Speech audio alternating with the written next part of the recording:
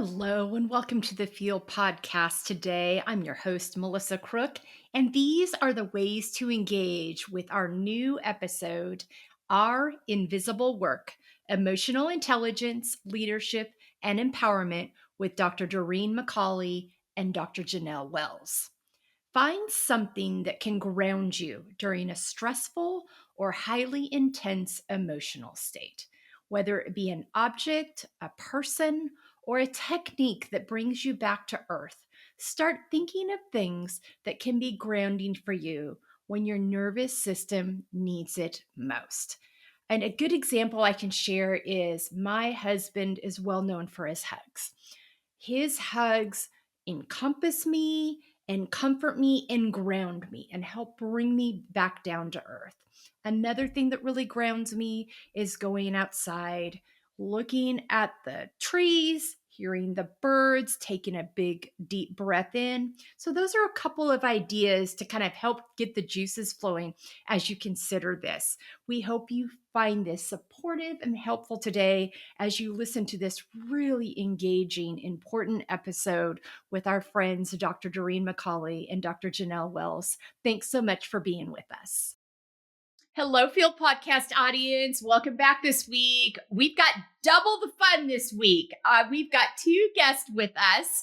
And if you follow us on our panels, you will have heard from these guests on our panels, but we're going to take a little different angle today, bringing them here on the podcast side, because we're going to walk them through our talking points. And you're really going to get to know them as people. The panel talks a lot about the work. We're going to talk about the people who created the work and how they got there, their why behind it. We're going to dig into that and get to know their story. And I'm so honored. These women are change makers in the world for women.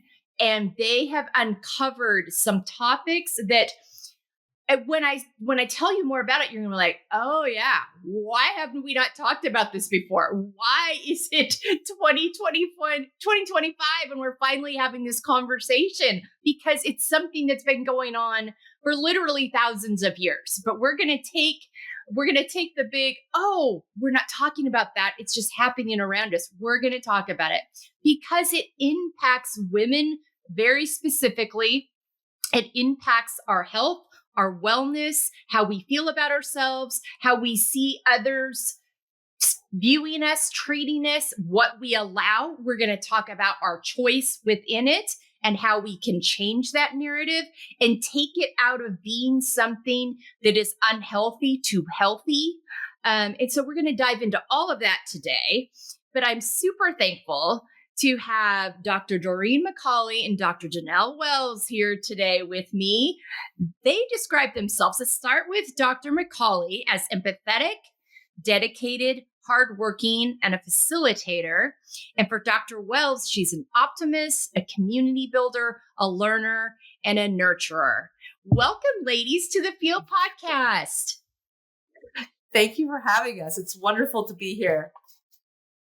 I'm so excited to have you both. You're going to have so much to say, and we're going to get right into this.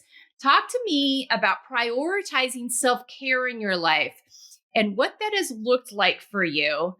And we're going to start with Dr. MacAulay on this. Doreen, tell me about that. Fantastic. Well, thank you that's a great question, because I think it's something that we don't do enough of, right? Is to prioritize that. So the biggest thing for me, I think, in prioritizing my self-care is routine. That's helped me. If you know me at all, you know that I've struggled with this one, right? With self-care, I have struggled with it. And it's one of those things that I've had to really be very conscious and intentional about incorporating things that were going to work for me. So for me, it is about trying to have routine. So I have that first hour to 45 minutes. I try to get up before everybody else in the house, where I can just have time to kind of set my mental space. I get a little bit of exercise in, and then I get myself kind of planned out for the week. So for me, that's where I put the self-care in kind of throughout the day. And now I think the other thing with self-care we have to be careful of, because sometimes we think self-care is like, well, I'm going to take a vacation for myself. And that is important. Yeah. It is important to make sure you have family time. It is make sure you have those times away and that you can really relax. But I think it's about the day-to-day self-care, like, making sure, one of the things that I started doing is that I take half an hour to get to bed now. I used to be that kind of person that, wash your face quickly and just get to bed. And I do, I make it a process now. I kind of decompress from the day. I'll write out a little bit of whatever's in my head, so it's on a piece of paper and not in my head, so I can go to sleep. And so, but again, making that self-care kind of part of my routine has allowed me to be better at it. Right. So I'm definitely a work in progress. I think we all are in some way. That's definitely, but then the other one that I think and especially as women, and if you are a spouse or you're a parent, it's finding time to say it's okay to be alone. That was the other thing. Like, I used to always think that I had to, if there was people in the house, I had to be in that room, making sure that they were okay. But it's okay for me to go to another room in the house to be by myself, right? And it doesn't have to be just to, be holding a little laundry or doing something like that. But or maybe it's just go out for a walk by myself. Like finding that time to be with me has really helped to start that or to help that journey of self-care. So that's some of the things that I try to do for sure. I think it's easy for the middle of the day to get lost because we're going. I know that's something I've had to learn how to really listen to my body, because I'll just I can do one more thing. I can do one more thing. I can do one more thing. I keep pushing. And then all of a sudden my body's all tense and I can't move and I need to get up and stretch. My blood pressure's through the roof because I've put this imagined pressure on myself to do the next thing that I'm the only one that's putting the pressure on. So I love that you brought that up, because I think that's a really normal day-to-day struggle. And the biggest thing I've come up with is pay attention. Like, I'm better now than I used to be. Like now I'm like, I'm hungry. I'm finishing this sentence, or I'm finishing this email, or I'm clicking post on this thing, and I'm going to get up and eat. I'm just going to drop everything and I'm going to get up and eat, and I'm going to feel better. But it's hard to do when you're in the thick of it because you feel like you're on a roll. So thank you for sharing that. I love that, because I think that struggle is real. You both said things that I think are so important about getting it in your schedule. We prioritize what in our schedules, what we value. And that has to start with us. And we're going to get into more of that in a minute and how that connects with the work that you do. But I really emphasize that. I'm like, you can't be the first thing to go either. And that comes with that in my calendar. I value me. And I love what you both do early in the morning, where you put you first. No one else and nothing else can get in your way of doing that. It's just you with you, whether it's with your girlfriends or that alone time. We underestimate the power of alone time. And I think sometimes we're afraid to be alone with ourselves because of all the noise that can come up within that. But it's in pay attention to that noise that we can realize what needs to be dealt with, realize this is coming up for me. I spent years being afraid of the noise and just pushing it down, and I kept grinding, and that will catch up with you at some point. So don't underestimate. It's not selfish. And this is something that I really, really beat that drum, but we cannot show up well for anyone else if we are coming at it from an empty, debilitated, broken down well to give from. We can't do it. We can think our way through it for a while, but it's not going to be the version we want anyone to see of us. It's going to be irritable. I'm a martyr. No one cares about me. We start building up all these things in our head. And the nevers come in. They never listen. They never. I'm like, well, no, that's not true. But it becomes very dramatic and amplified because we're trying to pull something out of an empty vessel. So, so many important things there within that. And this next piece ties right into it. And you guys, already talked about this around your sleep. I love this so much. The boundaries that you've set around time to wind down, time to get ready for bed. I've been forced to do this at this stage in my life. I, for years, would run myself so hard I could just fall into bed and fall asleep. And um, however, that didn't necessarily mean it was the most restful sleep. I mean, and what I found now is my body won't allow myself to do that anymore. I really have to have a whole, like, the lights go down, the phone gets dimmed and turned off. I mean, there's a whole process. And I'm still going to see a sleep specialist on Wednesday because, thank you, midlife. But that importance, I know, isn't it now? It's a real thing. But tending to ourselves and setting boundaries around the time that you both created for that. So talk to me about the importance of healthy boundaries for you and what you've learned about that. Yeah, so definitely it's one of those things that I early on realized that I was so bad at boundaries. So I'm one of those people that burnt out really early in my career because I had to be everything for everyone and I had to say yes to everything and that's what was going to get me ahead. And so I kind of went and crashed, right? So I'm not going to say that this is something that is, that there's a secret recipe for anything.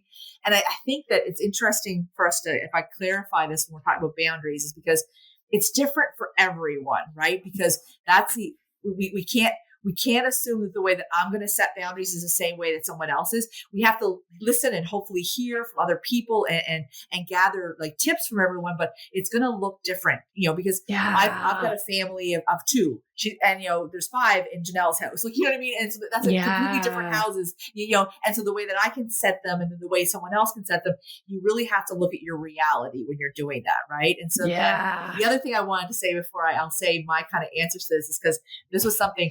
Boundaries is a harsh word for someone, right? Or for some people. They really find is. That like, I have to say, and especially if you've been a giver all your life, all of a sudden to say, I'm setting these boundaries, right? And it does. And it was this woman who was recently at a talk and she was just in the audience with me and she was saying, I call it protecting my peace. And it was just this different angle. And I don't know, maybe some of the listeners today, they may need that different language. And it's just that idea that, it's okay just to protect your peace. Right. And so what does that look like? So I just want to kind of throw that out when we're talking about boundaries, because to some people, language matters, right? Our language does matter. Right. So, but yeah, so learning how to say no has been a struggle of mine for sure. Right. It's one of those things. But I try to connect everything back to my values. And I know we're going to talk about values more because it's really important for the work that you do. But for me, it's making sure that if I'm doing things and I feel like I'm getting overwhelmed or I'm doing too much, that my values are staying central, and then everything else I have to be able to say no to. I can be able to, because I love when you said that we feel like we're the center of the world kind of thing for people, but realistically, we have to realize that if we say no, someone else is going to help them. You know what I mean? They may be able to find that help somewhere else, or if it's with children, maybe they can learn to do something for themselves, right? So that's a big one for me, is kind of really tying it back to my values. And the other one is that I try to make sure I keep my goals at the forefront. And so what are the things that are really important for me to achieve, and what's getting in the way, or what obstacles am I allowing by taking on something for someone else? Right. Yeah. And so do they kind of align with that for me? Because I think we can forget our own goals sometimes. We forget about the things that are important to us. And when we do that, so having those kind of mental check-ins, when you say that you have your decompression, and that's kind of what I try to do when I'm going to bed as well, is like, how was today? Like, did I give too much? Do I have to see, maybe, is my schedule too full? Where can I, and so that's one of those things that we have to be willing to check in with ourselves and just be able to kind of recalibrate that integration. Yeah. There's 2 things you said that I really love. I mean, I loved all of it, but 2 things that really stuck out to me is, one, that just that awareness and like going back and looking at the day. And because we can learn something from every day. okay, where were the wins? Every day's got some wins, but where were some things that, I just, I can retweak and maybe I missed the boat on a little bit, and I can go back and recalibrate a little bit on that. The other thing that you said that I love so much was the different words for boundaries, because that my friend Dr. Fannie Boulanger, she's been on the podcast a couple times and she's been a panelist. She wrote a blog about this last year because the word boundaries really triggers her. So she wrote a whole blog about why boundaries were a problem for her, but she laid out what they are, and just that she's like, for me, it's a guidepost. And she came up with different words. My son-in-law and uses the word guardrails. That feels more comfortable to him. So I think it's so important. Language does matter, and we won't institute things that we don't feel aligned with. So it's not so much about, don't get lost in the word boundaries. Just look at the meaning behind it. Are they healthy? Are you communicating them? They are about us, not other people's behavior. But sometimes at first we go in hard, partly because we've gone so soft previously that there was nothing. Yeah, no, absolutely. And if I can, because I do want to, this is actually something that my partner helped me out with. And so I want to share a little story, if you will, because it's very personal, right? But I think at the same time, it does help with this, because one of the things that I think is also important is that if you have a boundary that gets crossed and gets crossed and then gets crossed over and over again, you need to really think about why, right? And so for me, I had a time with my father where he and I didn't have a good relationship. And so something would happen and we would have a large blowout, and it would be very mentally exhausting for me. And I would be like, well, that's it. I'm cutting him off. I don't need to see him. Like, my daughter won't see him. We won't see him. And I would go too far. I'd move the pendulum too far. And so then I would allow it to go back, and then it would cross over, and then I'd feel like I was getting taken advantage of again, and then I'd go back to and so this back and forth pendulum was not working. And it was actually my spouse who made me sit down. He's like, Doreen, what's here at the root of this, right? Yeah. And so what we ended up doing was finding that middle ground that worked. So what was it? So I felt my mother had passed away at the time, so he was by himself. So I felt a sense of obligation, and I said, so I feel like I need to be in contact.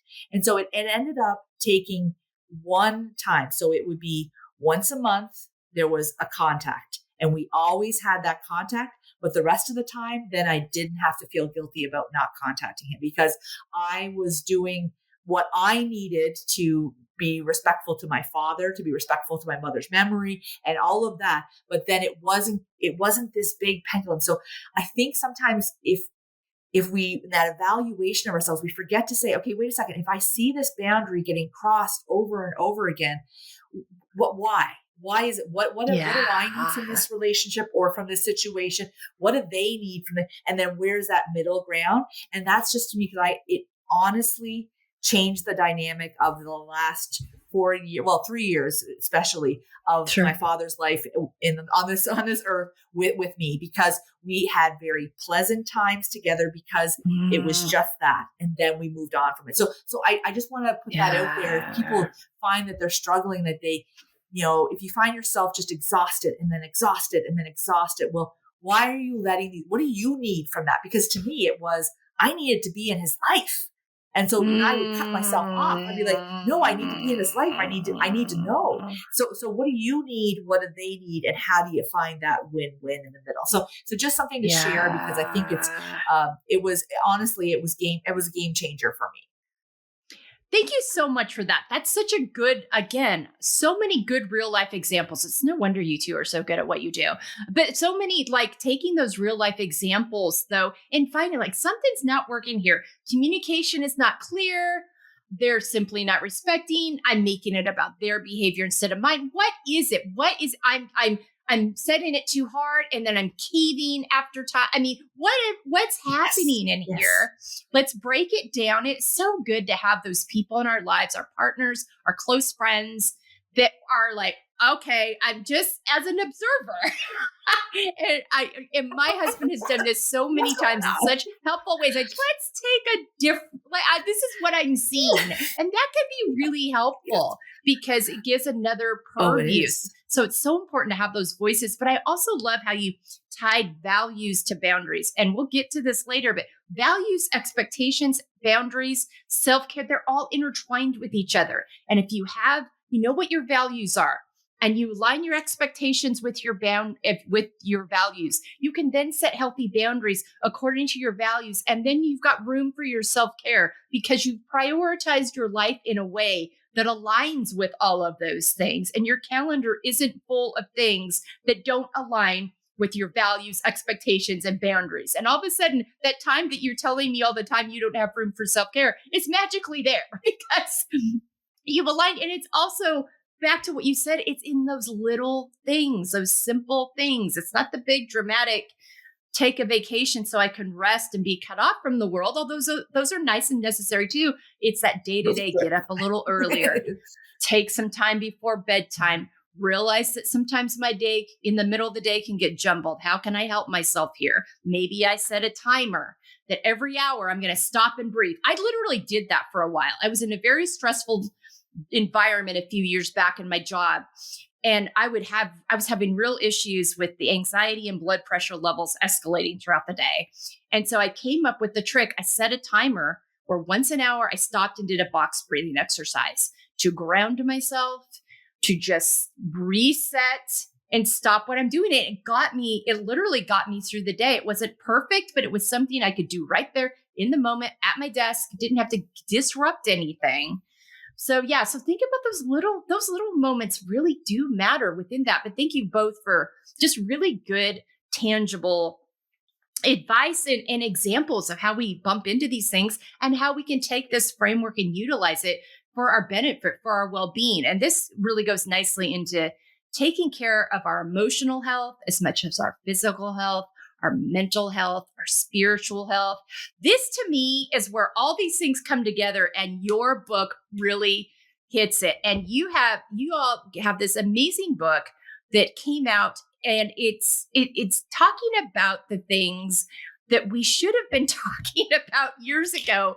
But the first time I saw it, and when you all were brought to me, I saw that our invisible workbook, and the in is in parentheses and the visible is standing alone. And I started looking at like, oh my gosh, women across the world every day, and many in marginalized communities as well, are doing the invisible work that there's no thank you, no recognition, no pay for. It is just assumed that it will be done because they've done it for generations, because the patriarchy and hierarchy of the world dictates it, society expects it, cultural narratives are built around it. But in the harmful areas of this, it's doing a number on our health. And this is where this piece really comes together, because it's not just our physical, but it's that mental, emotional health, which then impacts our physical health. And it's this invisible work piece where we feel like we're not appreciated, where it just goes into, I was having this conversation with my husband. It's like, it's incredible how far a thank you and an acknowledgement goes in these situations. Like, it isn't necessary all the time that we're always looking for payment or a change in our titles or roles, as much as we just want it to be seen and acknowledged and appreciated. So talk to me about your own mental, physical, emotional health journeys, but also I want you, after you do that, talk about how this book came together for you and the research that went into it, because this for me is like, dang, we are finally talking about this. We are finally putting words to this thing, and it's bringing, and it's not just for, this book is not, it is for people that are in leadership. It is for every single white cisgendered men across the world. because you all just don't do as much invisible work. It's just what it is. But also, too, it's for everybody to take and realize because all of us, most of us in various ways, are in various positions of power. And we may not even realize that yes, we're doing it, but we may be asking it of other people. Are we thanking them for that little thing they're doing? So, Dr. Wells, let's start with you and your own mental, emotional, physical health journey. And then Doreen, go ahead and follow. And then the two of you talk about the creation of this really important book. Melissa, I think you kicked it off of our children are sometimes our biggest mirrors that we don't even realize that need to be held up in front of us, right? To show us. And sometimes I say one of them specifically when we talk about emotional intelligence. And we brought in a chapter on this emotional labor and stuff, really because of Doreen's work, but I'll let her share some of that. But it's important because even as you said, language is changing. Before you talked about boundaries, like, oh, we didn't know what those were a decade ago. We didn't know that terminology and what that meant. The same thing when we talk about emotional intelligence or we talk about mood meters. Like our children now are being taught social and emotional learning. So we use the mood meter. We use the feeling and emotions wheel with them. And so my vocabulary needs to increase too, and Doreen and I just last week were leading a workshop and you asked someone, oh, how is everyone in the room? Good. I'm like, well, that's not an emotional state. Right. But yet the next generation's coming into the workplace. No, they can say, I'm tired. I'm overwhelmed. I'm irritated. They have an in tune that we naturally were so supposed to suppress. And that was a part of the emotional labor and the weight that we have to mask, as you said, as women, as mothers, as educators, but that is also a part of the framework when we talk about emotional intelligence. Sometimes we always talk about, yes, it's this self-recognition, right? But it's also the regulating. And Doreen and I talk about it a lot, very much because as faculty members, we have had to regulate for at least 2 decades, right? When someone says something inappropriate in the class, how do we address it? Because there's 50 eyeballs looking at you, but that's a weight. That is an emotional labor that comes with that work that we do. We're also evaluated very different, right? If I come across as too assertive and too direct, where if my male counterpart had done that, he wouldn't have been evaluated the same way, and so that's when we talk about this emotional health. And what I've learned, my biggest thing, and I think I'm more conscious of it now, learning more, is that your breath can be your first word. And we're okay with silence. Right now, inside, I might be just a turmoil inside of this hurricane inside of my body. I'm taking a deep breath. I'm observing before I respond and say anything. But wow, how much work is that?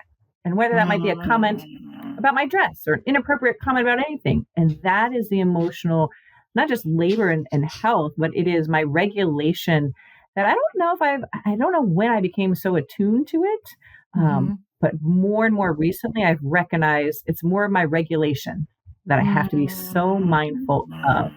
And now it's my kids. Sometimes with 3 kids, one's looking at you. How's the other? What's mom going to say? What's she going to do? Is her tone different? Those eyeballs are on you.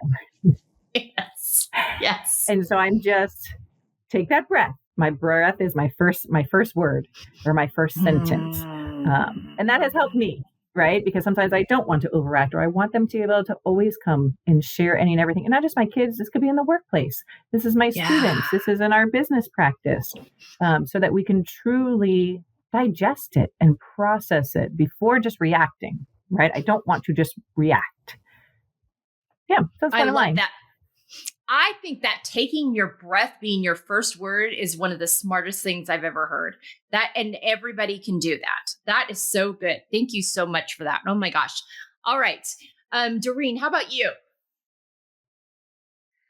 Yeah. So I think for me, emotional intelligence has been a part of the fabric of my being. I think actually even since my high school, because it's one of those things that I had witnessed a lot of people who had, those outbursts that were really detrimental to situations. And I had some early experiences where it was like, wow, if we could have just talked this through, then it could have had a completely different, outlook. Right. Sure. But the most poignant one for me to realize, and it's funny because the idea of being able to, I brought up in the hospitality and tourism industry.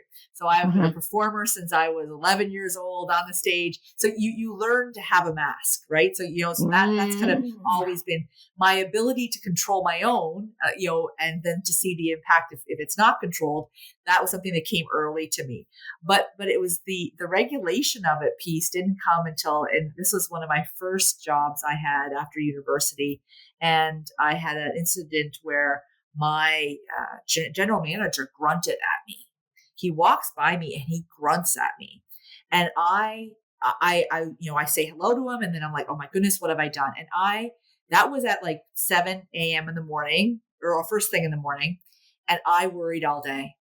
I wasn't productive. I was trying to think, what did I do wrong? What did I do wrong? What did I do wrong? And about halfway through the day, then he asked me to meet him at 4:30.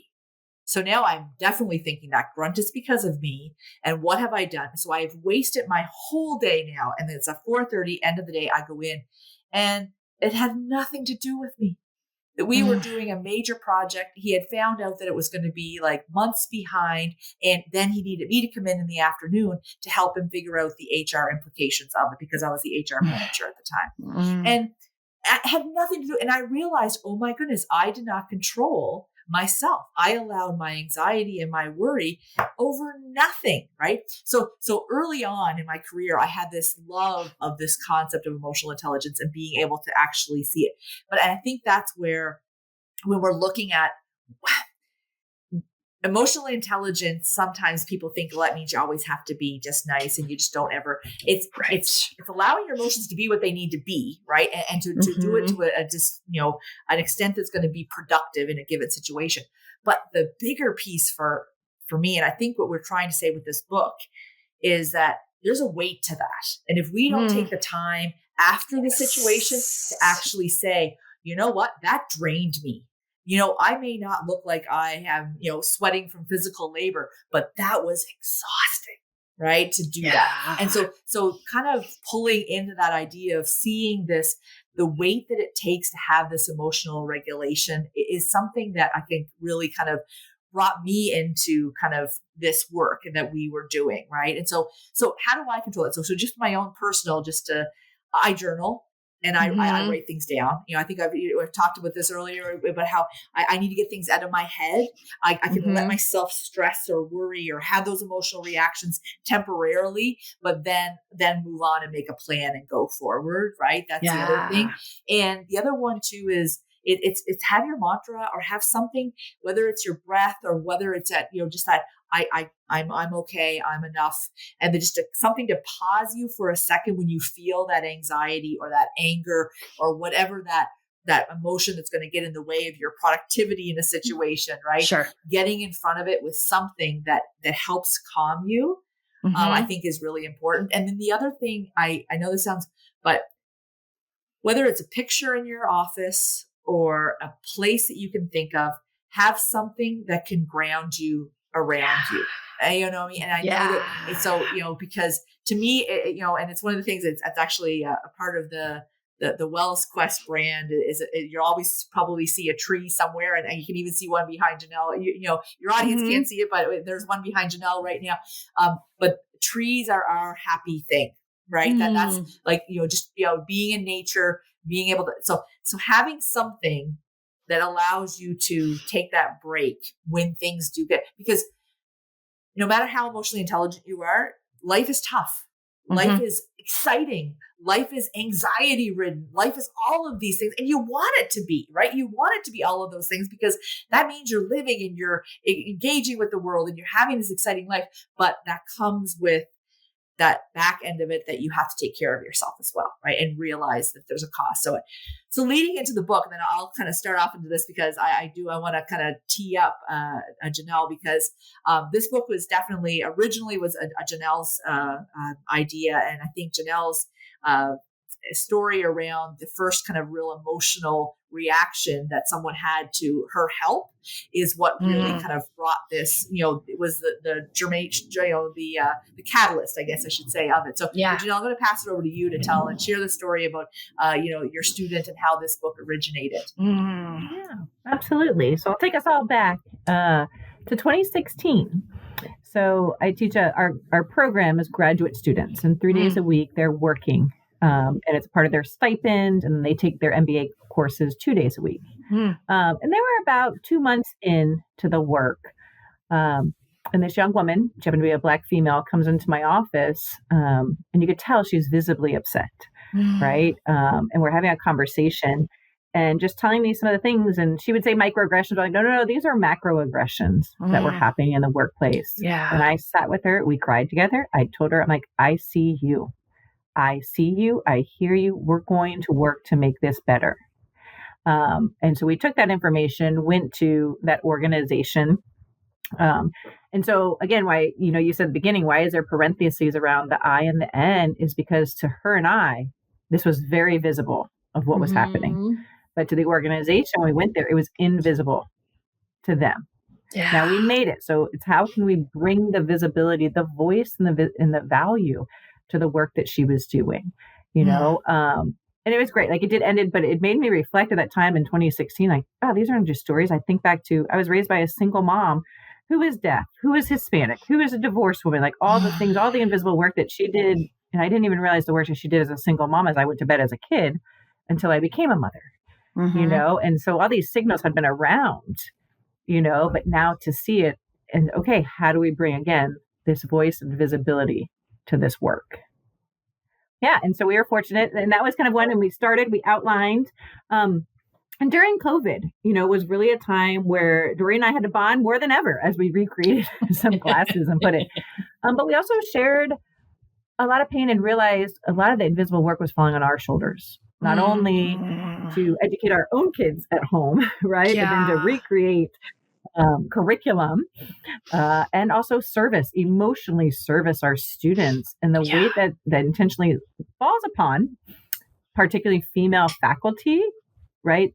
It might not fit beautifully into their matrix of what they measure of the work to be done. And so at first, this book did come from a place of almost resentment and anger, but that's not meeting Doreen and I. You'll see, like, led with, we're optimistic, like these rays of sunshine. And so we had to kind of rewrite, and as great as Doreen and her background and her work around identities and roles, it was a beautiful collaboration that just made the book and the work so much better. But then instead of coming this place of resentment, it transitioned really into this place of hope, because each and every one of us has invisible work. So how do we bring that? Again, how do we bring that to the surface, right? So that we can have these conversations and then do the work so that we can honor one another's work. Yes. I love so much about that. One, it really was a therapeutic thing for you all because it brought to attention some things that you all needed to process.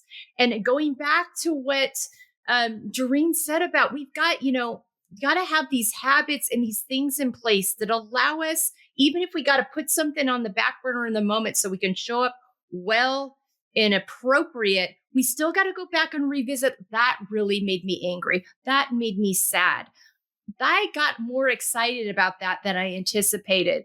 What do I need to unpack here? How do I need to move this through my body so that I can move forward from it and not have it store up on me and spout out in some unhealthy way later? I learned I needed to write down my emotions daily so I could meet myself where I was. This was more early on when I really started diving into this work with myself 5 years ago. But I really had to be intentional so I knew what I needed that day. And I met myself, okay, based on this information, what's going to serve me today in terms of my self-care, how I can show up, what's on my calendar, and how is this space I'm sitting in? How am I going to be in that space? Do I need to move some things around? Or do I need to just own that my energy is here today and I'm going to have to prepare accordingly? I mean, it's when you can learn to sit with those emotions, name them, process them, it really serves you because emotions are clues. I get really feisty about people putting bad and good by emotions because how you react and respond to them may be bad or good. But the emotion itself is very important. And It's real, and it lets you know where you're at so you can do what you need to do accordingly within that. And so I feel like, this really does a great job of reframing that conversation, brings it to light, but also you recognized, okay, this was therapeutic for us. Now let's go back and make it so that it is actually coming from the lens that's true to who we actually are and reflects us and our knowledge and our research and what we've done. So this can go out to the world in a hopeful way, in a way that creates dialogue so that we can be aware, because awareness is the biggest, you can't act on something you're not aware of. I mean, I've heard this story when I had you all on the panel earlier about how the book came to be and this experience that Dr. Wells had with this student. And one of my favorite outcomes from that was that when you went back to the organization, one, they had no idea, but two, they were receptive. And this opened opportunity for change. So no one that worked with them in the future would have to go through what this student went through. And that's always the hope of this kind of work, is it creates a narrative for conversation. It creates awareness. It makes you think twice about, oh gosh, Carolyn has been organizing the, Friday lunch for our staff for 10 years now. Has anyone asked Carolyn lately if she wants to be doing that? Has anyone asked Carolyn lately if she needs help?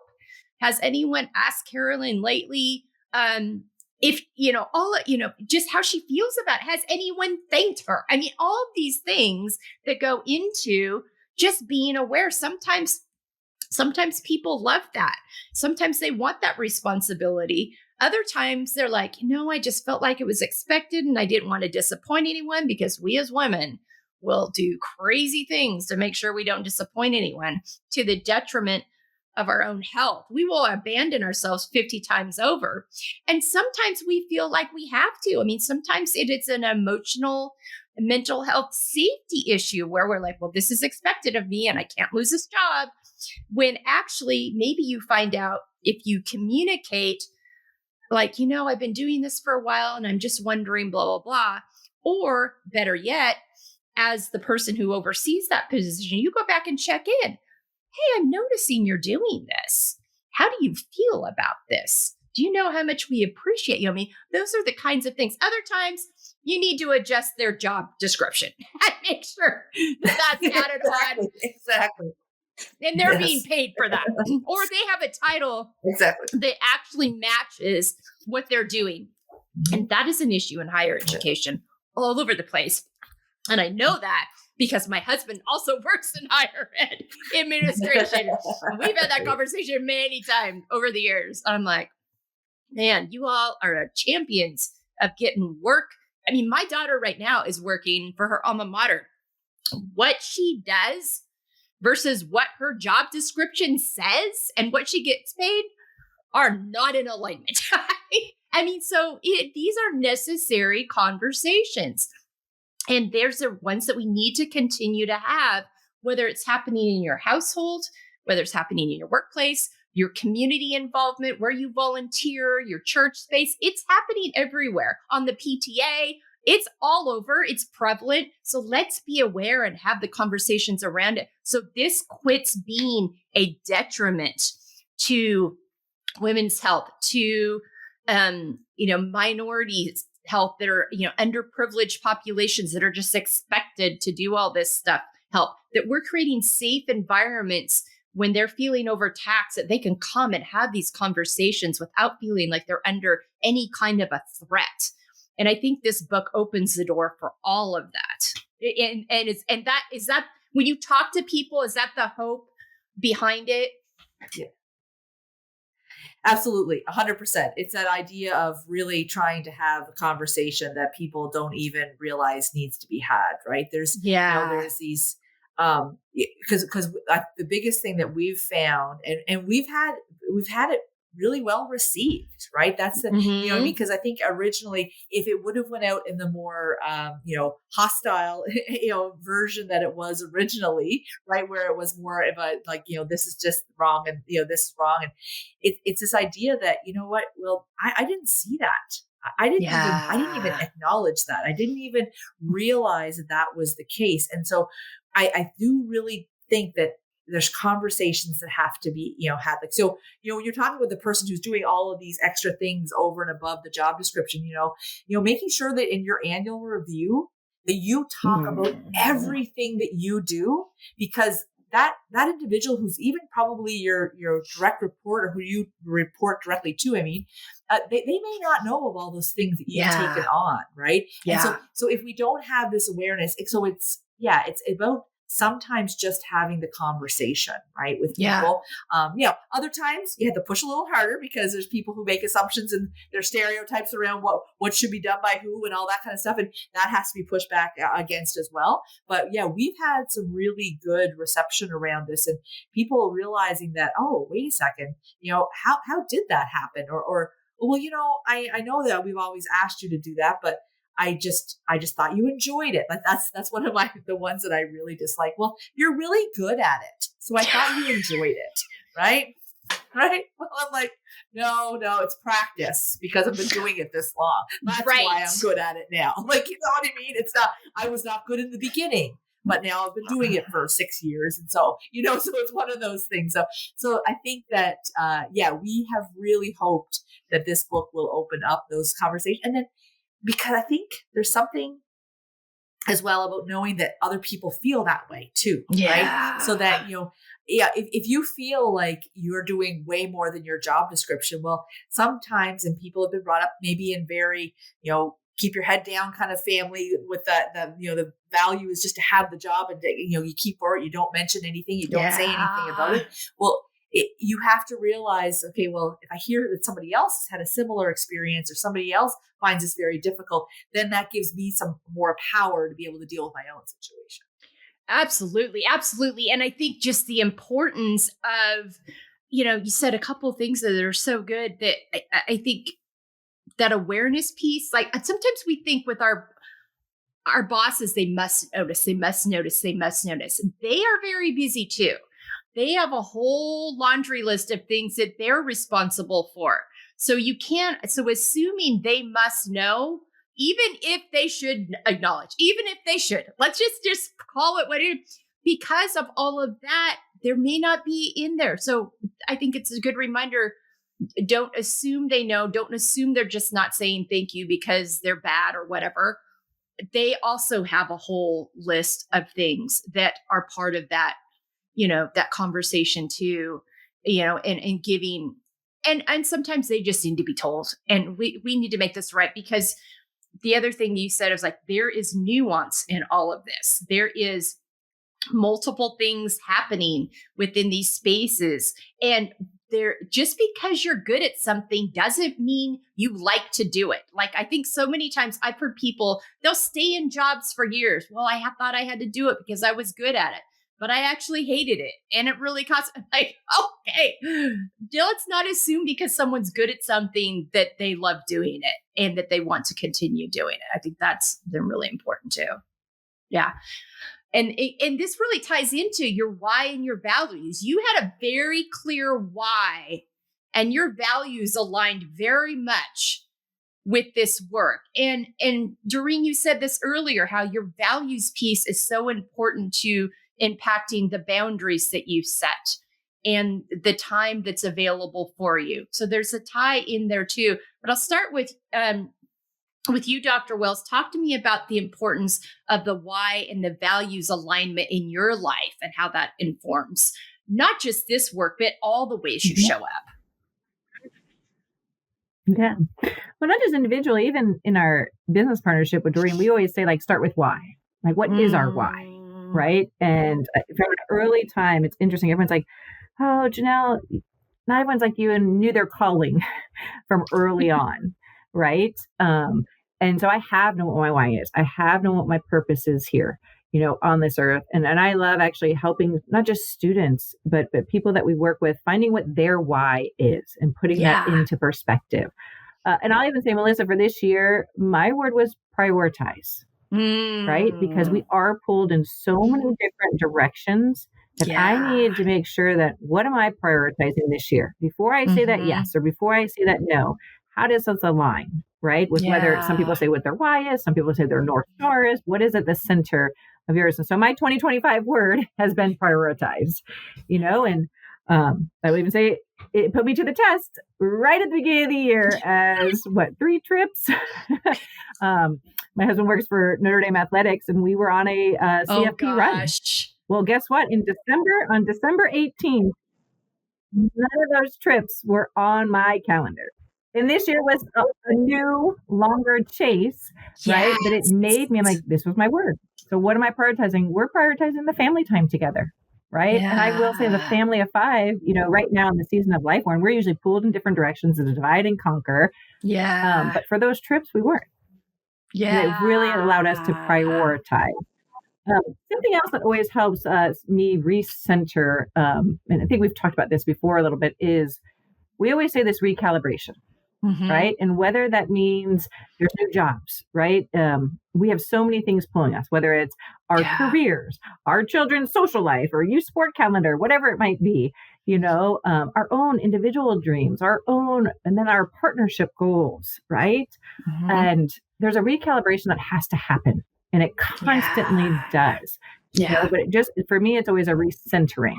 Okay. And having that conversation. And so that's what makes me kind of come back to that why that I have. And I always say, like, one of my whys is, like, we're always learning, yes, I'm called to serve others, but I'm always called, what's the lesson in the learning from this? And it's so interesting because I just started, as I was away more recently, for my kids, for my 14-year-old, at the end of the night, I was like, I'm going to share this with him. What were my wins and what were my lessons? And I was just like, oh, I'd love to hear yours. You're still waiting for that response. But I'm like, well, this is what I do for myself, but I want him to show. I can't just say some of these practices and teach others of these practices if I'm not doing them for myself.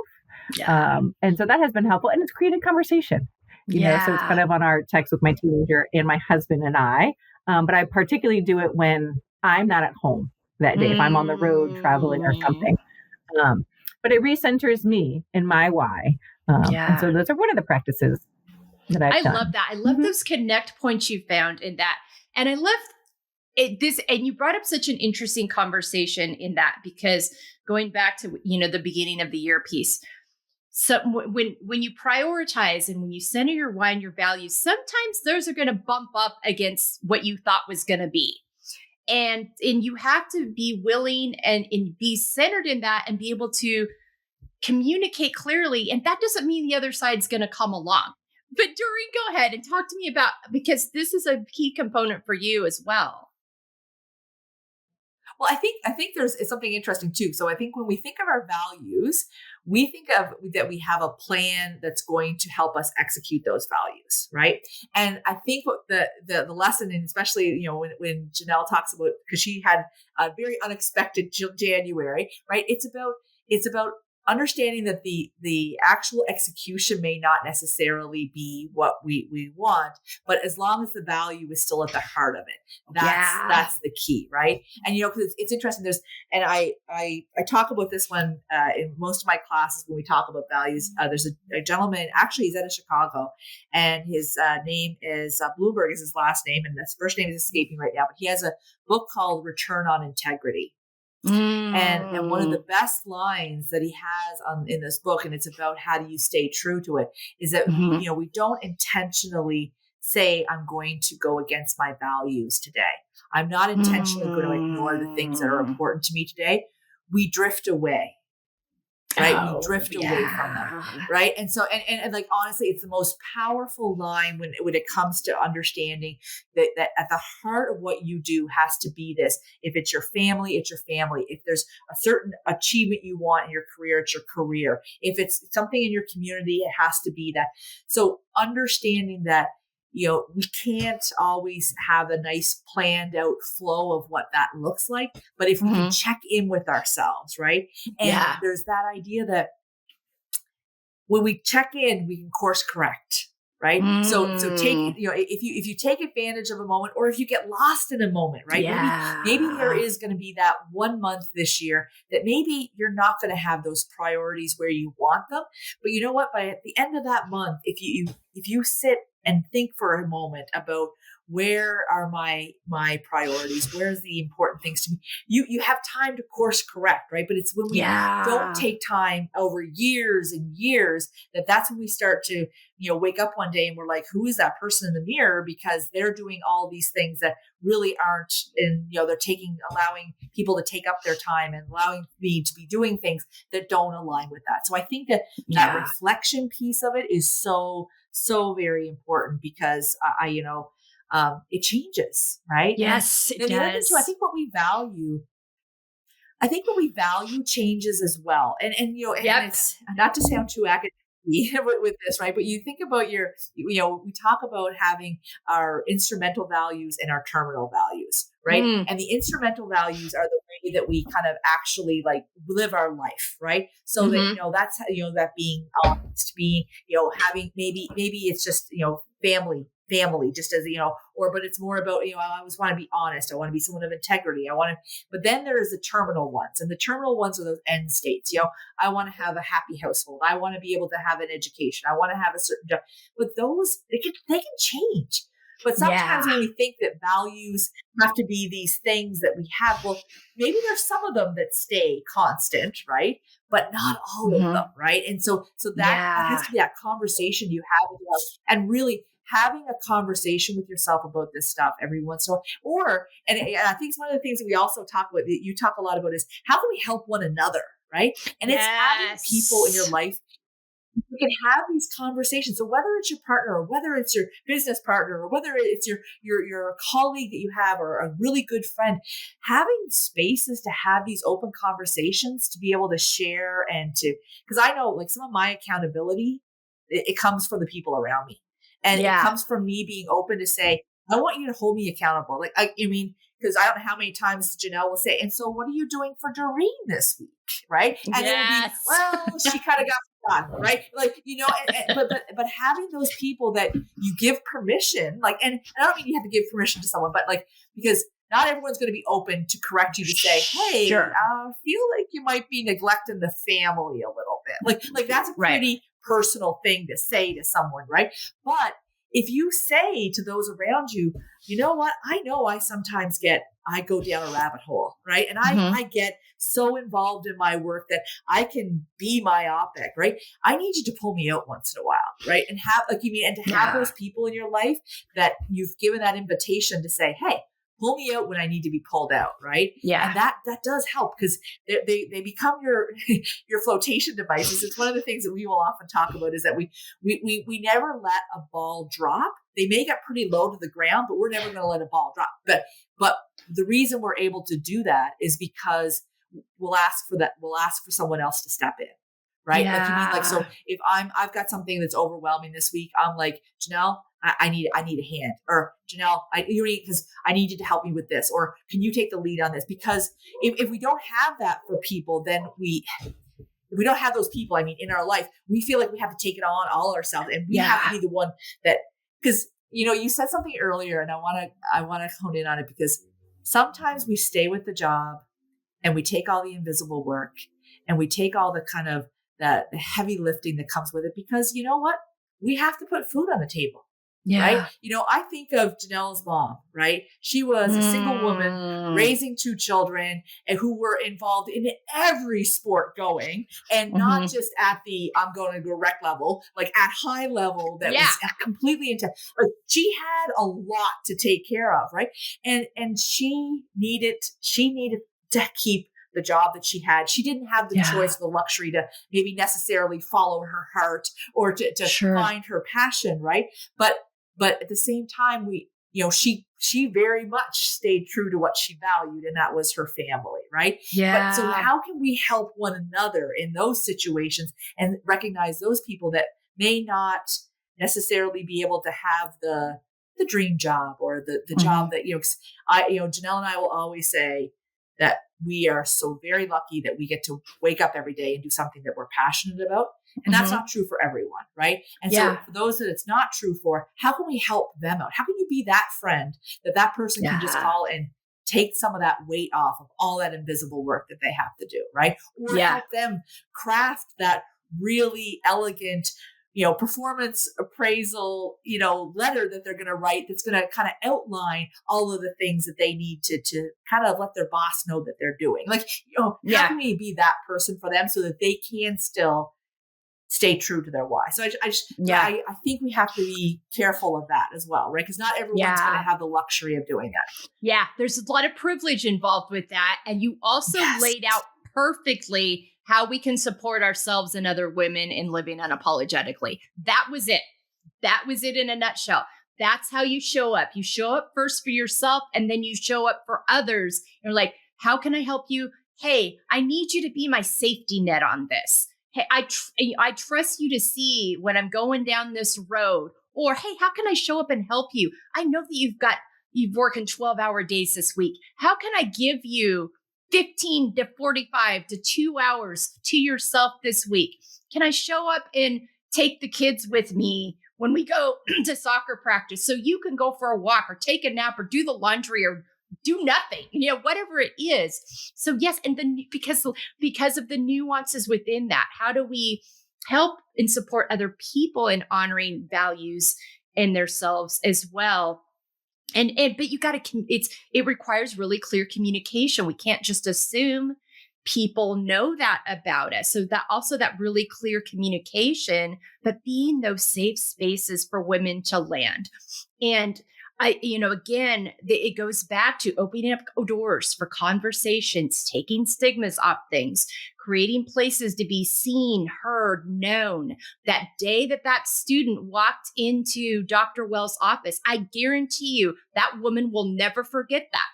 That was a time someone showed up for her, and she will in turn do that for others because she saw it modeled. Because again, our kids, they will pay attention. Going back to our kids, they will pay attention to what we do. Going back to what, Janelle said earlier, they will talk, that you can talk till you're blue in the face, but they're going to pay attention to what we do. And if our words and our actions are in alignment with each other, that's such a big part of that. Dr. Wells, do you want to add anything else to this unapologetic piece that Dr. MacAulay laid out so beautifully for us? Yeah, it made me think of a story actually that just happened this month. I had an alumni call me, and we work in we're sport and entertainment, very male prevalent field, and then she was in sales in this male prevalent field as well. Okay. Oh boy. And recently have started in this, and she goes, Dr. Wells, I heard your voice. I heard your voice telling me to speak up, even if your voice shakes. And so she was telling me a story of, working in the sales department, but then starting to date. And someone that had was a hiring manager and had power over her, had connected. And it made her start to feel uncomfortable because she's the only woman on this sales team. Wow. Right. And so she's like, I hear your voice. I hear your voice in there. And this was 2 years ago. I might have said this to her, but she's like, my voice was shaking. And she's like, but I did speak up, and I want this to be better for the next generation. And so when we talk about how do you support not only ourselves, because sometimes I have to say it to myself still, 100%. And I can hear my voice saying that, but I want to make sure, even those that have come before us have made it so better for me to have the privilege and luxury to work and do the work that I do. And so now how can I make it better for the next generation? And then to see her do that, I mean, it just made my heart sing. And I was like, thank you. Number one, even thank you for coming back and telling me this, and an example that you set. Yeah. Because so many times we don't hear about the impact. So it's always so special when we get to, but also knowing how that matters. And this goes so clearly into living out of our own expectations versus others. This was her doing that.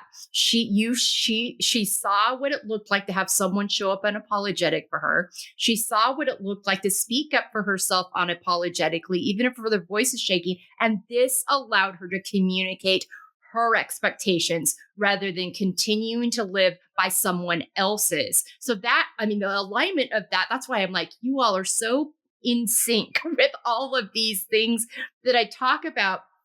But it also goes back to earlier to what Doreen said about life changes, seasons change, things are nuanced. So we have to continue to review our values, our boundaries, our expectations, because they are going to shift over time depending on the seasons we're in. And we have to allow room and space for ourselves to do that.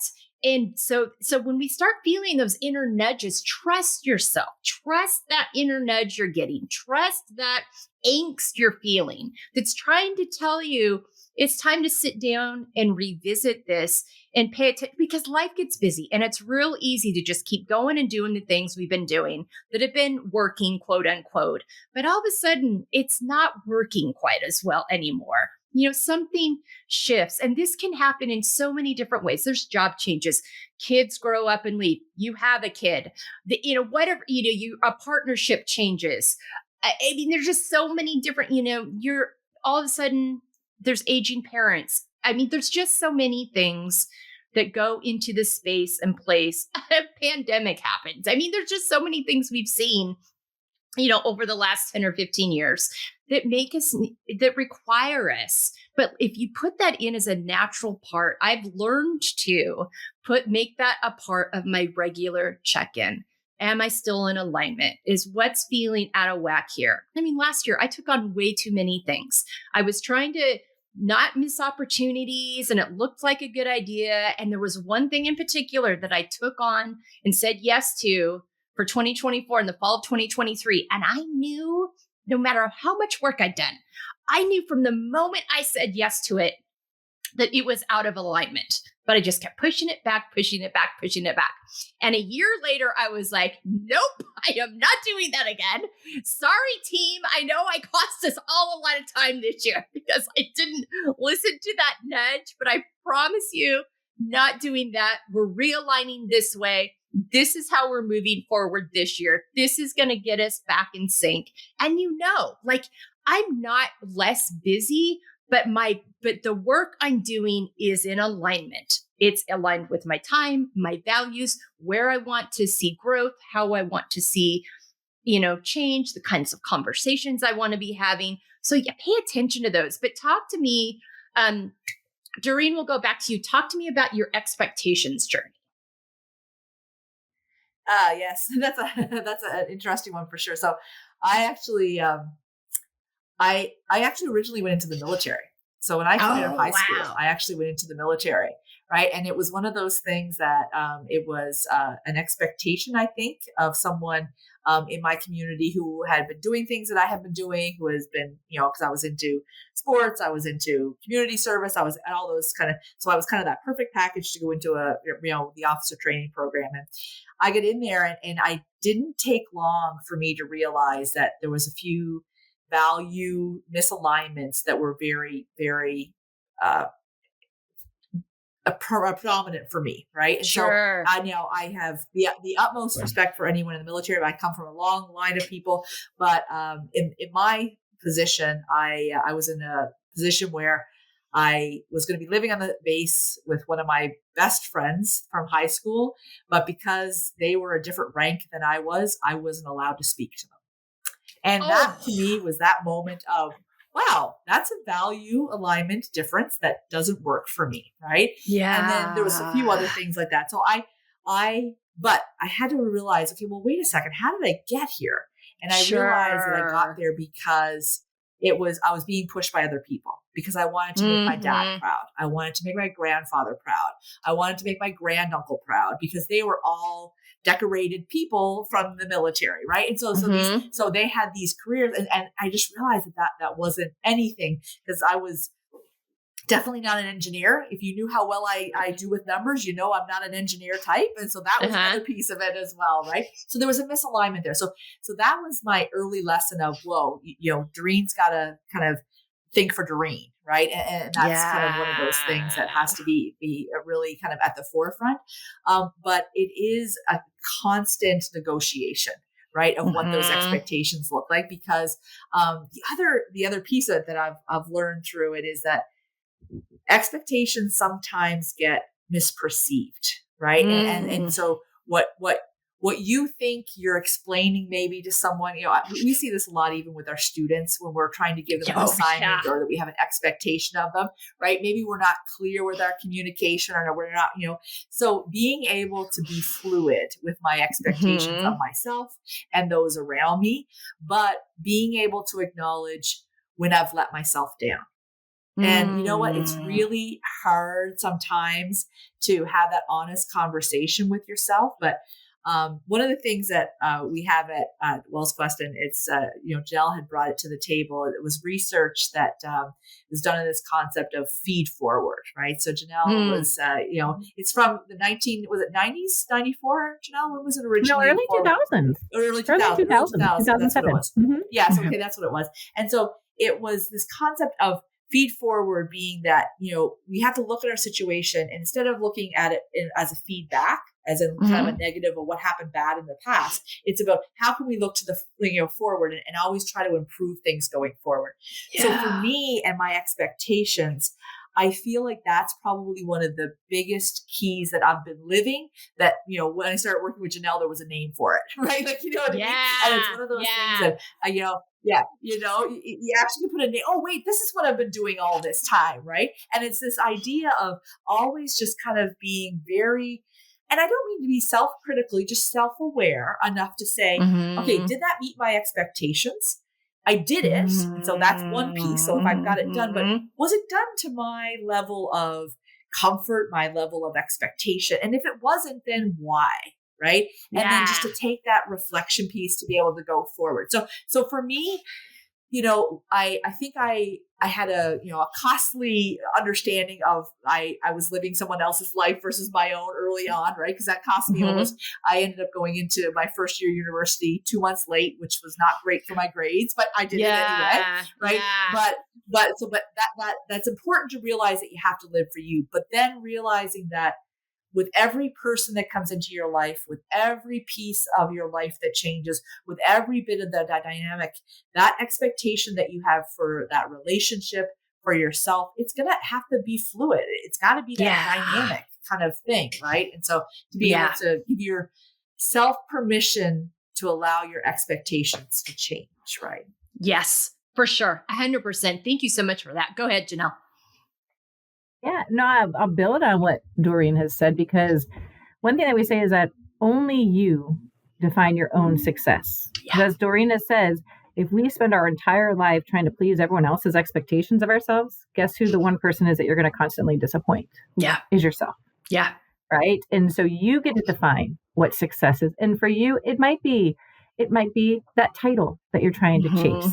It might be an amount of money that you're trying to, it might be impact. And how do you measure impact? Yes, the organization is always going to have their own measuring, but for you and yourself, what is success? And I think that's very on, and this could be not just personally, but professionally as well. You know, and I think sometimes we forget that all of it, a holistic individual, because we can fall really quickly to society. Right. Yes. And there's constantly that, just because we're in middle school or we're in high school, like this is the realities of life and the social pressure, and social media has just amplified absolutely that weight, regardless of our age. And I think a quote too that I live by is grow where you were planted. Because sometimes you might not have a choice of that. It might be your partner has brought the family out to a part of the country or the world that wasn't on your bingo card. Right. But how can you grow there? How can you be successful there? How can you build community there? How can you learn more about yourself there? And so grow there. Yeah. And it's a choice. I'm so glad you brought that up. This goes really nicely into accepting the layered aspects of ourselves, of our lives. We've talked about that in multiple ways today.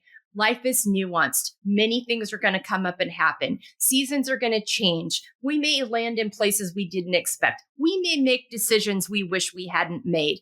That's part of the life experience. But I really firmly believe you've got to get to this accepting of the layers in order to know your value, to prioritize your self-care, to set healthy boundaries, to communicate your expectations, to live unapologetically. It's all intertwined together. So, Janelle, we'll start with you. Talk to me about your layers journey.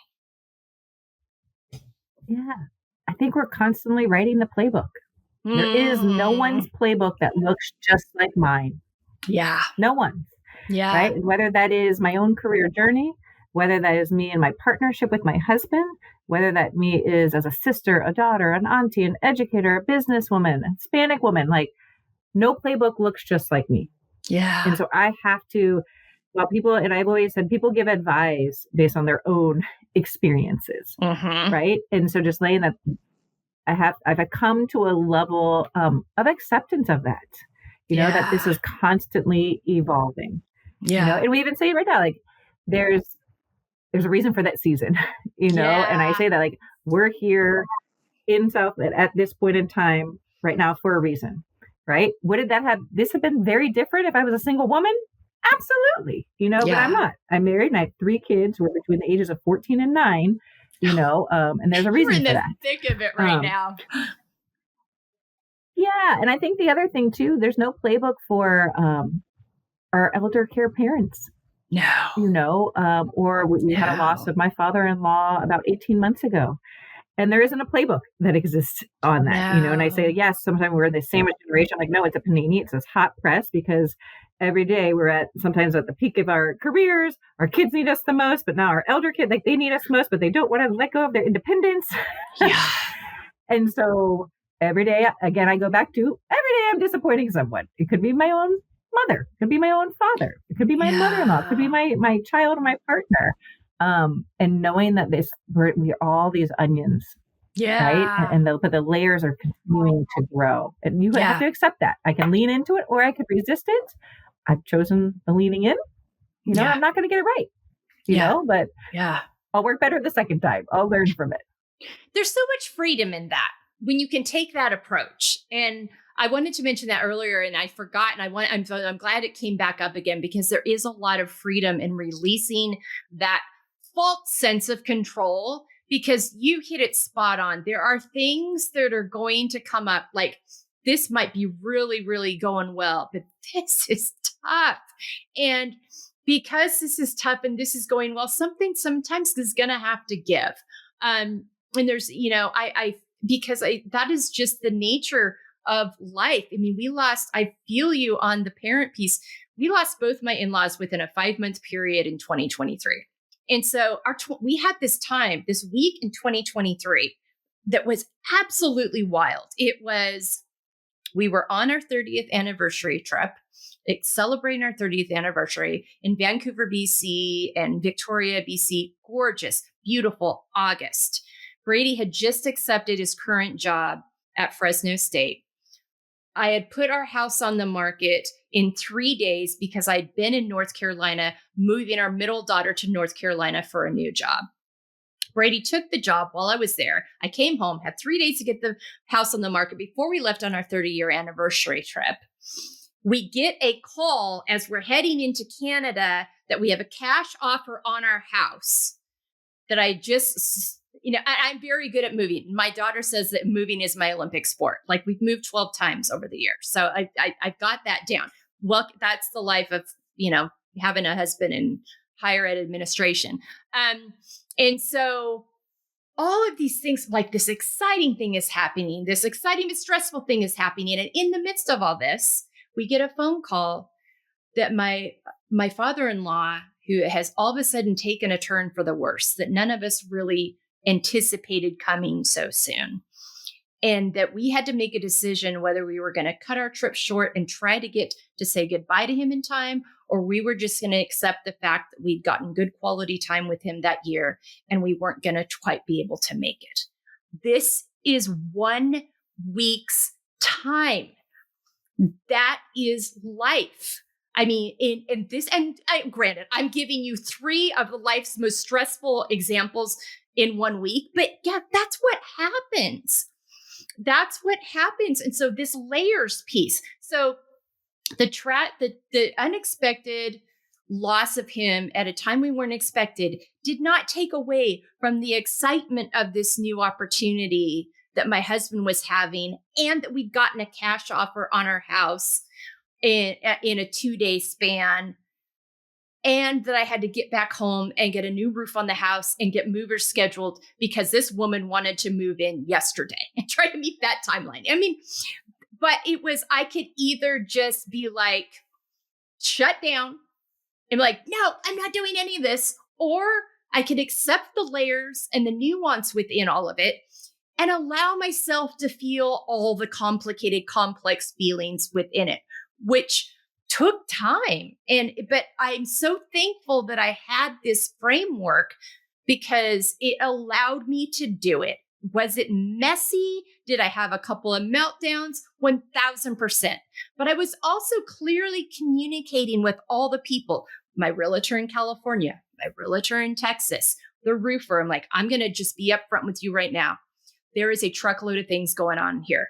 So if I lose it on you at some point, this is not an excuse. It's just a this is just a PSA that there's a lot happening.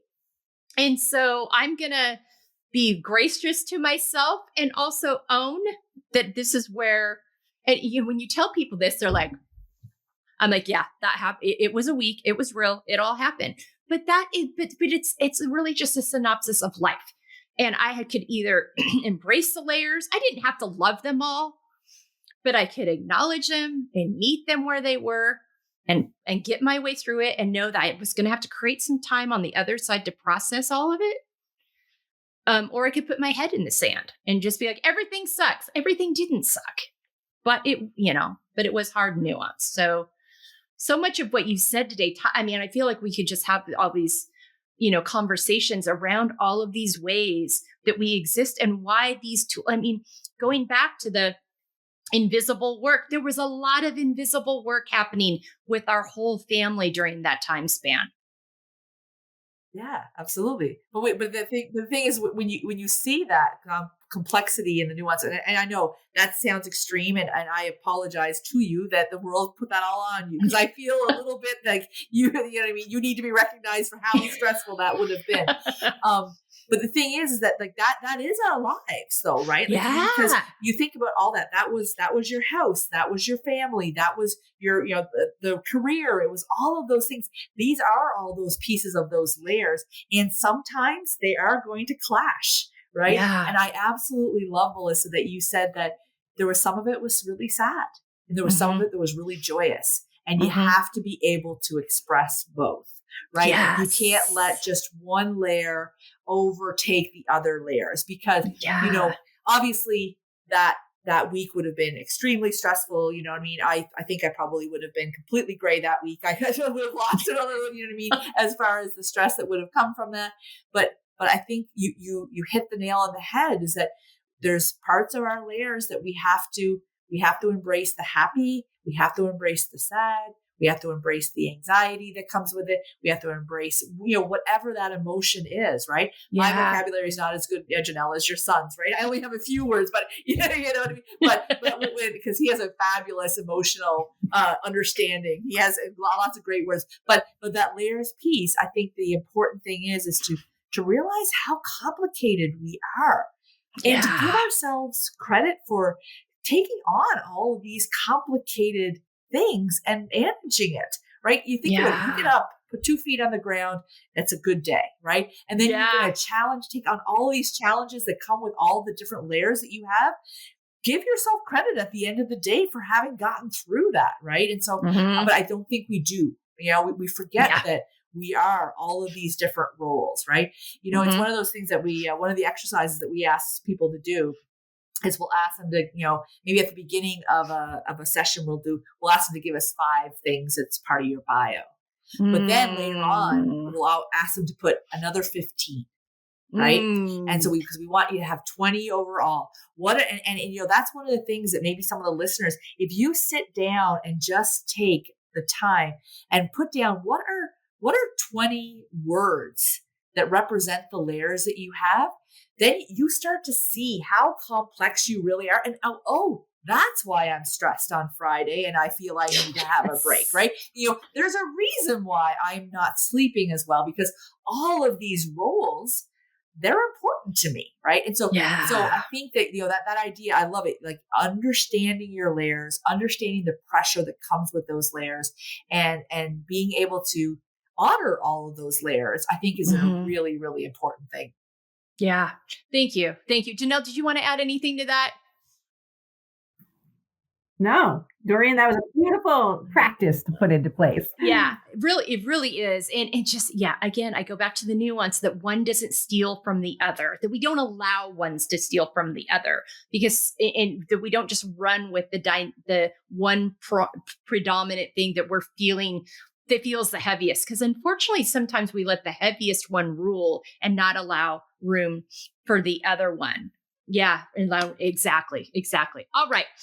In summary, in living out F.E.E.L, finding empowerment, embracing layers, which you really embody in your lives, you embody in your work, you embody in this book and your work together, which before we wrap up today, we're going to allow you all to share about WellsQuest and how this really beautiful thing has come together for you all. But talk to me about how living this way has impacted your relationship with yourself as well as your relationship with other people. And Doreen, we'll start with you. That's a tough one, right? Because I think my first word to say is it's improved, right? You know what I mean? I think that it has allowed me to be a better version of myself, because I really try to be intentional, right? Intention is something that I try to do. But the other thing that I've so loved during this process of really kind of trying to embrace this and bring acknowledgement to the things it does, it's the moment that you see in someone else's eyes that they feel like, oh, wait, someone understands me. Yeah. Like there is nothing better, as a professor, we would always say, you could see it in a student when they finally get it. If you're trying to explain a concept and they're having trouble and you get that aha moment. But honestly, so I think for me, the relationships, how it's helped, it's improved, because it's helped me be more honest with the relationships, and has left now, is there still stress? So I'm not trying to say that, I live in a happy bubble where life is great all the time. No, but if you're honest about it, then we can have those really difficult conversations and then work through them, right? Yeah. And then get to the other side of them, right? Or it's just that idea of someone acknowledging me more and me acknowledging someone else more, and then seeing the trickle effect or the ripple effect of that, right? Them telling me conversations that they've had with their spouses or maybe with their colleagues. And to me, that's just been the joy of this, right? I know that, when you put something out into the world, you hope that you'll have impact, right? I think that's, we all want to make an impact somewhere. And to me, that has been the best piece of this. And it's not just been on my own personal relationships. I've definitely seen it, even with my own partner, like my husband and I. This has been amazing for us, right? We are a better team now because of it. But it's even beyond that, with my colleagues, with my friends, even, right? Being able to have these open spaces where we can appreciate and share with one another has just really been, it's been pretty amazing. I love that. Thank you so much for that. Dr. Wells, how about you? Doreen and I have been doing a little bit more research and facilitating workshops around this idea of mindfulness. But one word really, and when we do mindfulness, it's really about presencing, being present. And it's interesting as I reflect back of where we are in our career now. Yes, I've said I had teenagers to 9-year-old, but I look back because when someone new joins the organization and they're in the thick of it and they have like a 2 and a 4-year-old, let's say, or they're brand new and moving here, I'm like, wow, you're just running through life, right? Like, because you're literally, kids are depending on you to live. My kids are a little older, but I'm like, okay, how can I help? And this goes back to me being a community builder. How can I help them? And sometimes I'll take do you mind? I'll hold the 2-year-old. You can eat. And so that is a way I can show community building, but then I can focus on the relationship because you need those micro touches with people. And sometimes you don't get them as you're running around and doing this. It's like, so I really try to be as present as possible. And sometimes even that presencing is if I think about someone, I'm sending them a text right then. I am, because we are also pulled in so many directions. And I have a wonderful student that's graduated, I think about 3 or 4 years ago. And gosh, it just warms my heart, and it's sending out those tentacles. And sometimes we forget about it, right? Or we only do it at birthdays and weddings or celebrations or funerals, And so it's like, how can we be present? And so, okay, I was just reminded of Melissa, oh, Fresno State came up. Let me send her. I was just thinking of you. And that's it. That's a simple, it takes all of 30 seconds to do, right? Instead of like, oh, Melissa, I need a contact, no, I've developed this relationship over time. Right. But I think it's really about being present. And I'm realizing that I want to do more right now, but I know like every weekend I'm gone leading my kids. I mean, my weekends are busier than Monday through Friday because of the season of life my kids are on. How can I show up and be present when I am there, and making sure I'm doing that to be that community builder or to build those relationships. And I think sometimes we're all in different spaces instead of being like, nope, this is where I am. I'm on this lacrosse field. Oh, I just met this new parent. Let me say hello and be present here.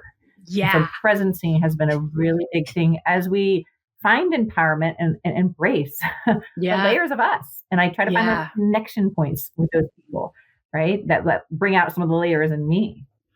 Well, those connection points, you call them micro connections, but those connection points and that presence build trust. Thanks so much for that. All right. We are down to the rapid fire. Name 5 activities that nourish you. Dr. Wells will have you go first. 5 activities that nourish you. Yes. Yoga is my form of meditation because I don't have to be anyone to anyone else besides myself. And I can center myself and be quiet in that. I would say reading / now as I have a teenager, podcasting. So when I'm driving him sometimes to events, we'll listen to a podcast and it really is nourished and it has a shared language, so that, yes, it might be reading with my 9-year-old, but now it's moved into the evolution of it has become, and that really nourishes me and feeds my learning, but his as well. So it's kind of our thing when we're in the car now. It's like, Mom, what podcast are we listening to? So I love that. One other one is being still. I have these great rocking chairs. I actually have a front porch. And you can sit on one, you can look across, and you can see this willow tree. And I don't even care if it's for 2 minutes to just be still. Maybe it's being still in my car, right? It's just, I need to find at least 2 minutes a day to be still. And that is very nourishing to me. Another one that fills my bucket is kind of a random FaceTime with these different groups, particularly girlfriends, because we'll just see like, oh my gosh, we caught each other. And it could be 5 minutes or sometimes we end up talking for like 50 minutes. Yeah. But I find those group settings sometimes, and we used to do a lot more during COVID. And now I'm like, well, we need to do this more often, because you don't have that one-on-one time sometimes. So having a couple. And then my 5th one would be really with my husband because, planning date nights and having them because we have to schedule it. Make sure it's on the schedule because the amount of time, like sometimes just an hour and a half dinner with just us can sound like 2 weeks of conversation. Oh, absolutely. 100%. Yep. And again, I just go back to it's a season of life that we're in. So you do have to be intentional with it. Otherwise you look back and you're like, whoa. And so making sure it's not monthly, if not every other week. Yeah. Yeah, those are important. Those are how you stay connected. That last one, I want to sit with that one for a minute because it's real easy when everybody's in the thick of it to lose track of each other and you all become really good managers of the family together. But if you don't make that intentional time, you lose touch with each other relationally. And so that's so important. So, and getting it in your calendar again. You prioritize and put in our calendar what we value. And that includes date night. And yes, we love the spontaneity and it's wonderful. You're not in a season of life where there's a lot of room for that. I mean, that's just not There's not, and there's not really, there's just not. And so let's be real about that and meet ourselves where we are. I love that. All right, Doreen, how about you? Well, just actually to follow on that, there is something, this past summer, my husband and I both got really bad diagnoses from our siblings. So his sibling was diagnosed with stage 4 cancer, and so was my sister. So we had a really difficult summer tending to them. Now, luckily, they were in the same city, and we actually went 40 days where we didn't know how much we had actually talked to each other, because we were so we were there. We saw each other every morning, but he would go to bed late. I'd go to bed early. I'd get up early. He'd go to bed late. And and that's what it was. It was like a reset. We had to have, and so in the thick of everyone being sick, we had to take 4 days where we were like, no, we need to plan. We need to be together. We need to see each other. We need to chat. And so because it can drain you. You know what I mean? Absolutely. So you have to have those moments. So I really, just anyone out there, put it on your calendar. It is imperative. So, but for mine, trees, I have to say trees. If you put me underneath a tree and I can look up and see the sky, I am happy. I am the literal tree hugger. I would actually just sit because that just gives me actual energy, and gardening. So that's the other one, gardening, being around flowers, just really, this nature itself just really can just take my soul to a whole other place. Family in any way, but specifically family hugs. I make sure that I get hugged, by my daughter every day, by my husband every day. And, if I see family, if I've seen a friend, hugs make me happy. They just really, that's something that's a thing for me. The other one I would say would be learning with and from others, like having conversations with you today and learning about, the things the tips that you have to how to balance things. Or if we're in a session and we learn with each other on something, that there's just something about that makes me so excited. That's why I say I'm the luckiest when it comes to the job, because I get to be in these rooms where, we're talking about things that are meaningful, and then we can all learn from each other. And then the final thing is, I was, brought up on the East Coast. So hearing the ocean, I once in a while, if I go too long without hearing water, and all it is just sitting still. Janelle, I love what you said there. It's just to be still and listen. There's nothing that could calm my soul, and it's, even in those really dark times when, I know that someone's just passed away or someone's really, if you can just sit by the water. And for me, hearing that slap of the water against the rocks, it's something, it just regrounds my soul. So that's kind of, but I think at the heart of all of those things, and it goes back to finding what helps you, right? Because we're all so different, right? And but if we don't take time to actually call them out and say, these are the things that are important to me, we can drift away from them. We can maybe go too long without them, and we start to see ourselves being drained. We see ourselves not being at our optimal, and we forget that, oh, wait a second, you know what? I haven't been in nature in 4 months. Maybe that's what's wrong. 3 months, you know what I mean? Whatever that is. So if we can really make the time, and as calculated as it sounds, because sometimes I think people think, oh, if I put it in my schedule, it's too calculated. No, because if you can have the time so that no one else is going to take that time, and then be present in that moment. So yes, to someone it may seem calculated, but it's not. It's like, set the time and, honor that time, right? Be intentional about it. That's important. Intentional. That's the word. I hear you on the ocean. I'm 100% with you. I grew up on the West Coast, but the ocean is and mountain lakes, like the slap of I can just go sit on a beach somewhere and just everything washes away. Like everything settles. My whole system settles. So I feel you on that. So 100%. I love those so much. All right. 5 words on how you want to feel the next 6 months. Doreen, go ahead. We'll start with you on that one. Oh, these are fabulous, by the way. I think everyone should do these for themselves, because it really does help ground you. So with everything that's going on, so I'm in a stage of life where there's a lot of changes that will be coming along in the next probably 12 months. So I hope to feel courageous. I really do. I hope to be able to not let my fear get in the way of anything that I'm hoping and that I need to do. So that's courageous is definitely one for me. I want to feel love. That's one of my priorities in life is to have myself surrounded by people that I love and that show me love and that I can show love to. So love's really important. Excitement. There is something about that excited kind of, feeling that you can get. So I hope I do things in the next year that get me that feeling, like that one that you want to jump into your skin, right? So because I feel like if you're doing what you love and you're taking those chances that you want to take, that excitement is there, right? And which goes to the other word I had, and I know it may not be one that I hope I feel nervous. And the reason for that one is because if I'm not stretching myself, I'm not going to be nervous. Right. And so I really, I look to make sure that I'm nervous once in a while, because if I'm not nervous, I'm complacent. Right. And so can I get that in there?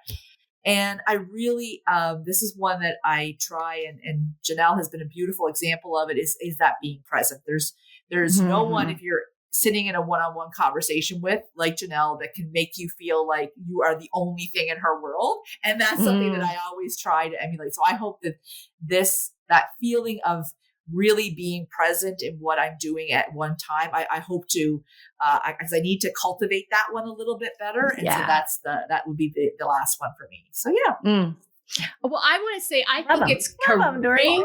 Those are really good. And I want to say that I think it's courageous that you want to feel nervous. So I think you've got two that kind of coexist with each other, because I think you said something really important about, we tend to attach nervous to, this, when it can be a really, like, I'm kind of nervous. It can be kind of that nervous, excited energy, like what's going to happen with this? And I love that you're willing to challenge yourself, but I do think it's courageous that you want to be nervous. So, Janelle, how about you? Yeah. And I laugh because Doreen and I, we had different words for some of the same meanings. So I love it as we go through this. My first one would be to be valued.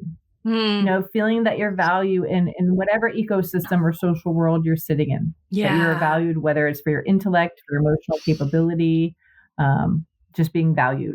And not just for yourself, but by others as well. The second word I have is a feeling of boldness. And I think I had bold and I had challenge. So those are two separate, but kind of the same meaning. As Doreen said, nervous. It's like, I want to be challenged, because whether that means I'm learning, that means I'm growing, right?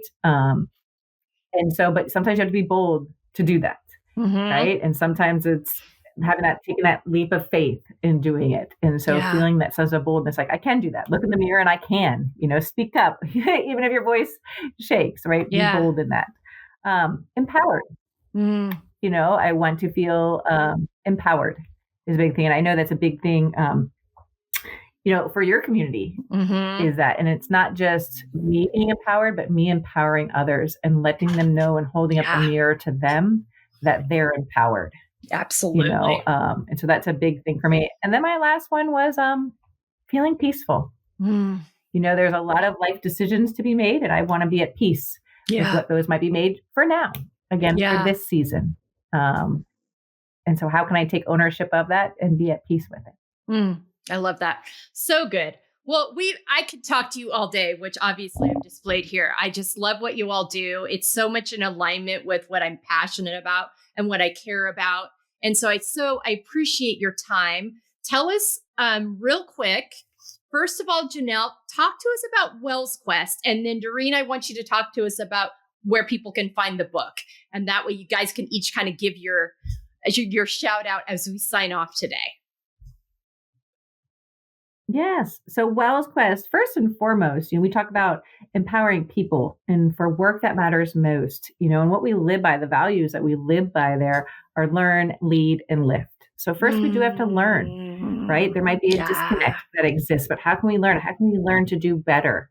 Then how do we not only just lead ourselves, but lead others, right? And then the third component of that is lifting. Now we have this knowledge. We might be in this decision-making role. How do we lift others up? How do we lift ourselves up? And so those are kind of the three pillars when we talk about WellsQuest. But specifically, we have focused on mid-level people leaders. And that's because there's a lot of things out I here love this. in the world that really focus on new leaders Mhm. and also executives. But man, who is powering everything? They're powering up, they're powering across, they're powering Yes. down. And so we've really focused on mid-level people leaders.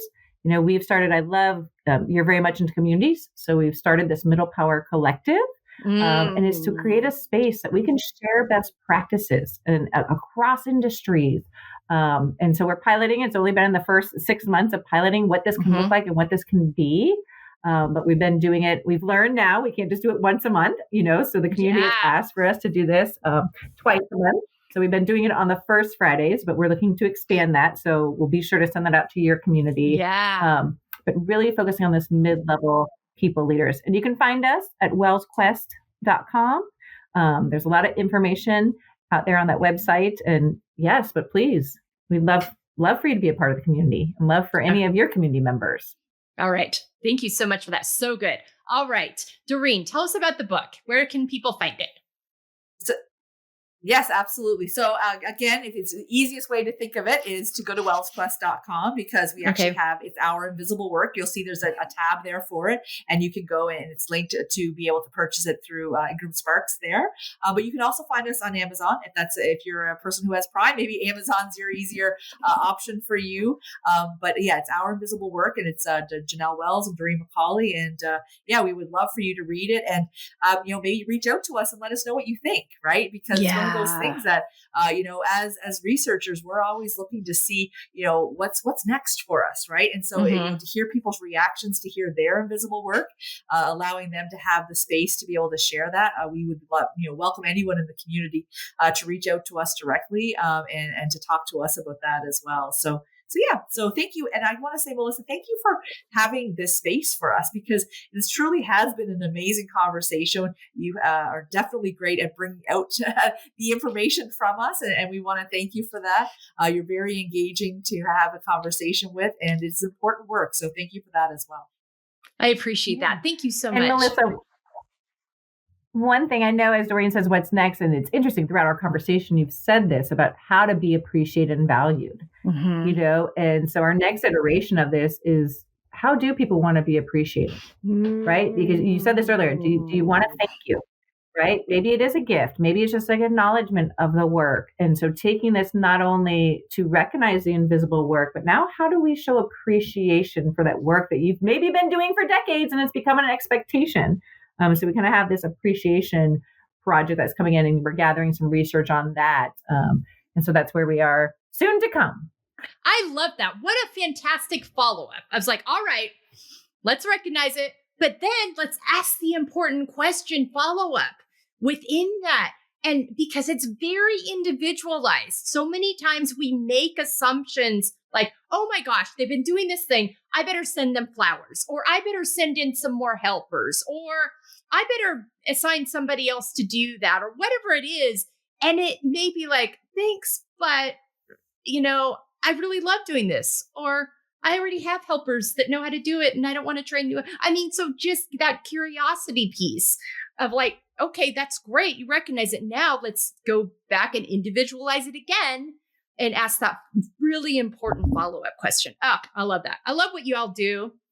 I've already got your book on a list for next year with a group that I work with at Fresno State, Gender and Leadership Group, which is primarily women students, but also marginalized communities are welcome in. And we really help empower them and give them tools as they go into workspaces dominated by men still. And we want them to go in confidently, and we want them to go in empowered. And so we all of us community members and advisors have taken turns presenting our work to them each month to give them a tool, but also individually having conversations with them so that they go out into the world feeling not just prepared. Because you all know the classroom can only do so much. There's just, there's just other real lived experiences. And so this whole community has come together to support these students. And I already told the coordinators of this that come out of the College of Business, but we're starting to bring in, we're starting to bring in College of Engineering and the Sciences, because they're all very, still very much, male dominated spaces, but I'm like, I've got another, yes, my book, it's great. And because my book was a Christmas present to all of or holiday present to all of this year's gal people. But I'm like, I've already got a book for next year, and it's your all's book, because these people, because it's so important for these students to realize and recognize these things as they go out into the world, because so many of them have already been doing it in so many ways. We've got a ton of first gen students at Fresno State, and come from a lot of diverse backgrounds. We're in a very farm rich area of the country. So a lot of these students are carrying a lot of that unrecognized, invisible work with them as they're doing this. And so all that to say, you're on the docket for next year. So more on that to come with you and I as we have conversations. But thank you for how you show up in the world. Thanks so much for all you do. And I hope, ladies, that as you've listened today, and that this has kind of invited you and think about those spaces and places where invisible work is showing up for you, where some communication might be necessary, but also look at spaces and places where you're asking others, and without maybe even knowing it. And are there areas in your life, whether it's in your workplace, with your kids, with your partner, that there could be conversations or a curiosity or an acknowledgement, because it's happening all around us. So let's start having the conversations so it doesn't become a detriment to not only health, but also to relationships. This can be a detriment to relationships if we're not having the conversations around this that are necessary, that allow it to be out in the open and talked about. So great opportunity to be curious about this week. That's my challenge going out to our listeners today. Thanks so much again to both of you for being with me. I always appreciate our conversations. And audience, we hope, go back and listen again. There's a ton of notes to take. Follow what Dr. Wells and Dr. MacAulay are doing. It's really important, impactful work in the world. And take good care of yourselves and have a great week.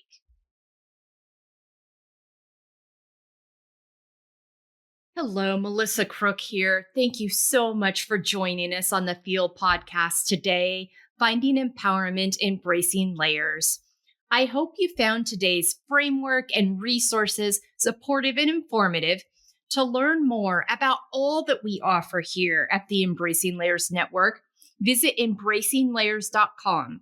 You can go to our contact form to schedule me as a speaker for your next conference, workshop, or seminar. You can go to our book page to order our book that Jessica Garrison, our wonderful and talented writer and author, authored with my support. And engage with this framework in written form, with your journal, or in a book club with other women, inviting them on this journey with you. You can look at our resources page for all of the helpful and insightful resources our guests offer and share. You can find the schedule for our weekly Together We Feel women's panel conversations that we're holding each Monday on our YouTube channel. And you can find the links to all the spaces and places you can follow, engage with us on social media, and join our engagements that are happening on our Substack site. There is also a donation page where you can donate to support our work to ensure we can continue to bring you these incredible guests, conversations, and support. Thanks again for joining me this week. Share with your friends and give us a review on your favorite listening platform. Your feedback helps us ensure we're bringing you the content that will best support you and having an empowered, embracing layers journey. Take good care, and thanks for giving us some of your valuable time today. We truly appreciate you so deeply.